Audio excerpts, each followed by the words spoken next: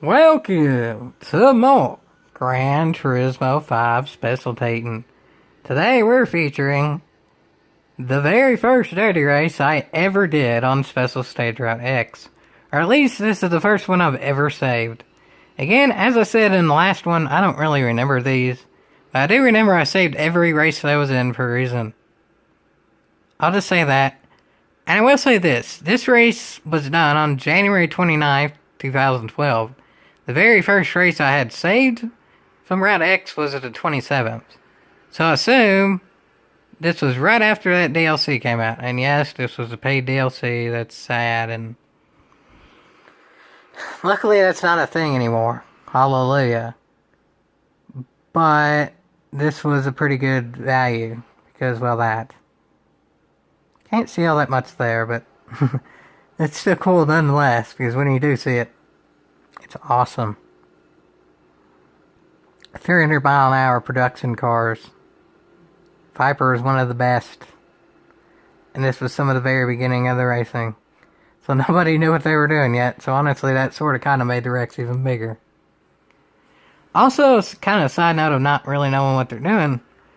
Well, here's back to more of the specifics instead of some of the cinematic stuff. By the end of the game, there were people who could go about 320 mile an hour solo in like GT1s and stuff. Total GT1s. You could do that in Red Bull X cars too, but generally those were banned. And actually a lot of times the LMPs were banned too. But always the X cars were. But in GT6, you could even get production cars up to about 305 miles an hour. GT6, the fastest I ever remember going solo was about 274. Big difference there. But, in the draft, in both games, you could go 320 plus. I'll just say that. And then, just watch the speeds, folks. Watch the speeds. I guarantee at some point, someone will be going over 300 miles an hour in a production car in dirty racing. That's awesome, ain't it, folks? That's awesome. It's not the most realistic in the world, but I mean, who knows, folks? Who knows? There's technically been quote-unquote production cars that have gone 300 miles an hour before, just modified. And all of these are modified production cars, so is it realistic? Hell no. Is it still fun? Yes. It's very fun. As y'all can see there, big wrecks are fun, especially at these crazy speeds. Can we get 300 though? We'll see. Boost is in effect here, so the cars in front aren't going as fast because draft and boost. So if somebody's going to hit 300, it's going to be in the back there. And Simony Cricket! It's a ZZ2 that gets through.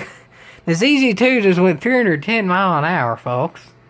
You know that car GT6 that whenever the drifts weren't allowed in seasonal events, generally won the seasonal events? So they can't handle well? Yeah, I could go 310 miles an hour in GT5. Yeah, just fine. I don't remember specifics about each race, but I do remember this car wasn't the best with this type of racing, but I mean, it could still go 250 plus on its own.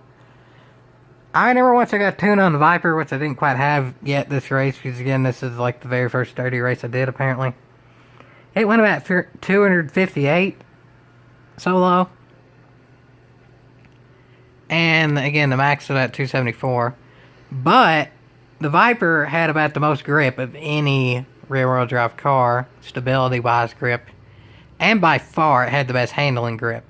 Like, it still spun out easier than four-wheel drive cars, but it could make turns and maneuver at faster speeds than the rest. And it was one of the best in draft because it had so much aerodynamics with that big wing on the back and such like that. CZ2 had an aerodynamic advantage as well, but it wasn't really quite up there. It was four-wheel drive, so it wasn't the easiest to spin, but it was a light four-wheel drive too. Overall, the best was actually the Veyron, but you could somewhat limit the horsepower to where the Veyron wasn't quite as good. And a lot of people generally ended up doing that, but still, the Veyron wasn't bad.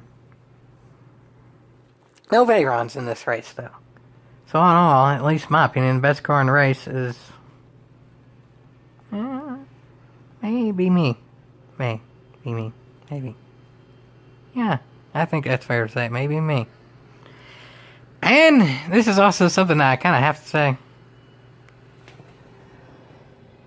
Yeah, this wasn't quite old deadly yet. Team Mopar was very new at this point. I started Team Mopar about July of 2011. I started that because the team was doing clean racing on Circuit de la Sarthe, but racing dirty. And they also hosted dirty racing on Circuit de la Sarthe, and then allowed the people who complained about them racing dirty and clean races to go into the dirty races to try to retaliate. So thus I made Team Mopar to stop their team that was just downright being stupid, and it worked. I might do a video with more specifics on that later.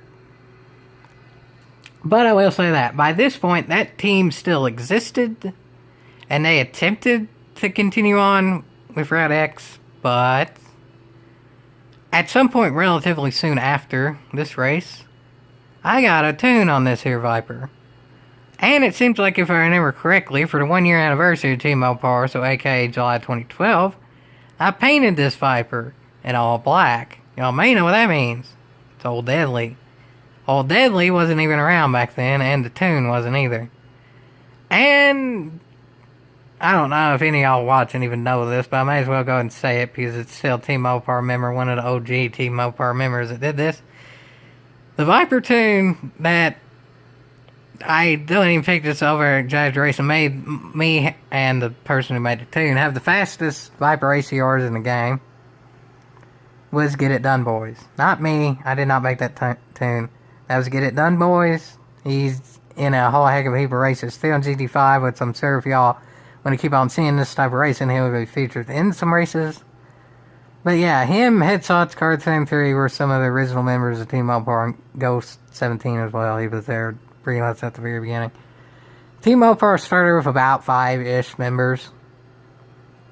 At this point, it still pretty much was 5 or so members. But this track helped it gain some members. By the time Get It Done Boys had that tune out, I would say Team Mopar was probably 8 or 9 members. By the end of GT5, Team Mopar was probably about 20 members. And in GT6, it ballooned to only the GT6 crowd. It was over 70. Not counting other games, not counting people who are in GT5 but not in GT6. And then, well, now I have a YouTube channel. I have 140 something subscribers. I've always gone with, if you're subscribed to my channel, you're at least honorary Team Mopar. That's looking kind of iffy, but no doubt, officially, Team Mopar and GT6 had at least 70 or so members. Humble beginnings, especially a race like this where you see the Viper ain't the best if it ain't in a draft. But it still ain't quite bad. And saying that, it's only about half the race as well. And I've looked this good this long. Can it continue? Maybe. It's so early in this track's existence, I have no idea what would have been the best car at this point. I mean, it still probably would have been the same car. If I remember, the Mercedes-Benz SL600 was the best in GT5. But nobody really knew that at this point. So what's the best car in the field? I'd honestly still say mine, overall. The Viper was pretty much the best overall with maneuverability of cars that could truly compete in this type of racing. And it could take a hit probably as good as any rear-wheel drive car. I mean, stuff like the Veyron was better because it was heavier. And then stuff like Audi R8 or something like that could recover from wrecks better because four-wheel drive and all that. But most of the time, the overall fastest on the straight was a rear-wheel drive. Viper, in my opinion, recovered from wrecks as good or better than any rear-wheel drive. Is that a good thing? Look at all those wrecks, and y'all can make your own assumption on that. I think it is a pretty cop-making good thing. I'm willing to waste about 10 mile an hour speed to get the stability that I need to make up that time and then some.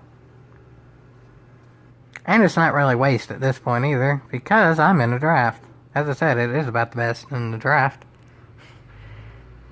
Will that come into play later in the race? Well, we'll just have to see, folks. Again, as I said, I don't necessarily remember these races, but, well, there is a clip on the channel of my best race ever in Gran Turismo 5. But so I do remember how that race ended, and there's even a clip of it. But I mean, I've driven my Viper in Special Stage Rep 5 in a whole heck of a heap of races. I'll say that, continue on. Continue on with a Viper one, too. That's a good way to continue on. Diminy Cricket, go away. Yeah, it was a little bit annoying, but I have a feeling there's going to be a wreck coming up to neutralize. Yep. I couldn't even finish the sentence before the wreck happened, but I could just tell there was enough sucking and driving there that there was going to be a wreck. Squeeving is believing was a thing back then, but it only worked in like the last literally 100 feet or so. Any time before that, the race wasn't necessarily settled, and if you already had a bumper on someone within 100 feet, it still wasn't settled then. Generally, if you were within 100 feet of the finish line and you were clear for first, even if somebody got a bumper on you, like if you were spinning to the line, generally they couldn't gain a full car length in that 100 feet or so. But pretty much to about 100 feet to the line, anything can and did happen. And, I mean, at this point, we're kind of getting close to the line, but realistically, this point in the race is about the equivalent of very beginning of lap 1 in terms of having time to come back.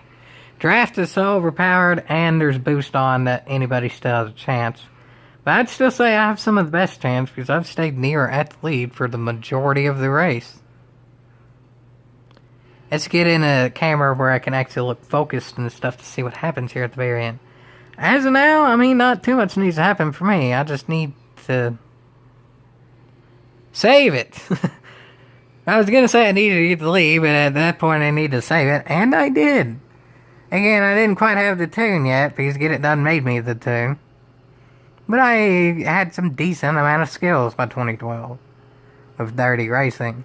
I was meh in terms of overall speed, like doing laps and all that. But I was a pretty good dirty racer, meaning saving your cars and dealing some damage to other cars, make it to where they couldn't save theirs. I wasn't bad at that. But as of now, I need to do something really cop-picking good to have too much of a chance to catch leaders. I need to both be able to stay ahead of these people and get in a draft of the two top people. I'm not doing bad at that. Also, something that's risk versus reward in dirty racing but could pay off really good is you could try to sweep directly in front of somebody right before they try to hit you, and then you gain their speed. If you fail at that because you're moving your car while they hit you, there's that much more of a chance of spinning, but if you could time it correctly, it could work out really well. Kinda like that. Not exactly like that, because I didn't gain too much speed there, but kinda exactly like that. That gained me some speed. But as y'all can tell, it doesn't mean anything yet. Everyone on camera still has as good of a chance of winning as anybody on paper. In reality, it's starting to come down to skill now. And I'm exactly where I want to be, actually. Because at this point, anybody can be wrecked. It's not one of those things like in Daily Race and GT Sport, where if you're a leader coming down to the very end, you probably ain't going to win because your draft is too overpowered. No, when you're the leader, you just pretty much block and see if it becomes lucky. And even if you do get past at this point, you still have enough time to draft ahead. At daily races, at some point, your time runs out. Here, not really. Again, you're pretty much anybody's game to about the final 100 feet. And then it could still be somebody's game depending on the circumstances. As of now, it's still anybody's game. It's pretty much a three-way tie. Two-way tie. I have a slight lead, though. I wouldn't even say quite a two-way tie at this point. I'd say about 90% chance I'm going to win now. I mean, definitely the ZZ2 will have the draft, but that's also the ZZ2. My car's already faster than it. And it's going to try to do something here, but we're getting down about 100 feet left, and it doesn't have a bumper on me. There we go. The ZZ2 ain't even fast enough to try to make a pass there. Ah, the joys of dirty racing in general, and especially early on when it was more skill-based and not tune-based. Anybody's car is pretty much equal, and then some cars were never equal. Like that ZZ2. It did not even have enough speed to attempt a pass there at the very end. And I was able to wreck the entire field, pretty much other than that ZZ2, to be able to get to the win. I love this type of racing. Again, it kind of got old after you did it for an hour or so, but just one race at a time was downright incredible. It was some of the most fun racing out there. And I'll just cap it off there by sewing it once the camera catches up. If it does. Will the camera catch up? Yes, it will.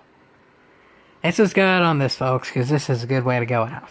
Let's just put it in cinematic and watch the awesomeness. Cinematic. And watching the awesomeness.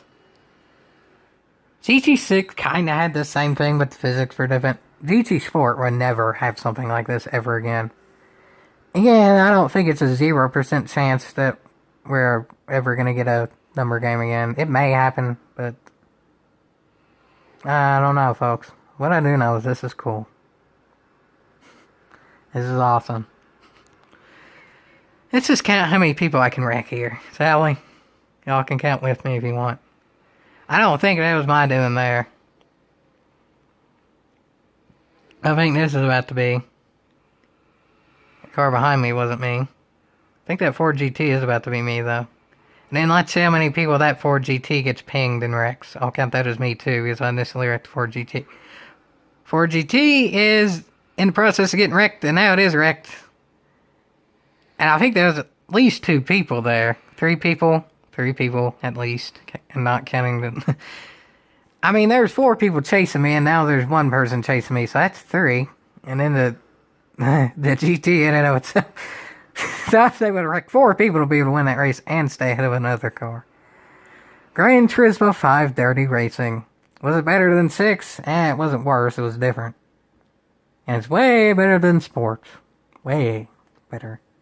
And this is just one of many types of it. I already had self racing, I already had crazy speed over racing, and there's even more types than just that. And there's later on racing too when I get tunes and a bigger team.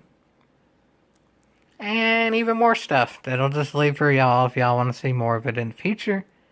And if y'all do, just keep on watching these type of videos. Like, all that, comment if you want. And hopefully y'all enjoyed this, and enjoy more to come, if there is more to come. And this was most definitely rough y'all, and the future may very well be as well, because the future will be so in the past, in as good of a way as I can. Is that a really good? I don't... And you know what, this is kind of in the past, isn't it? Recording on a phone, and there's someone talking over it with no...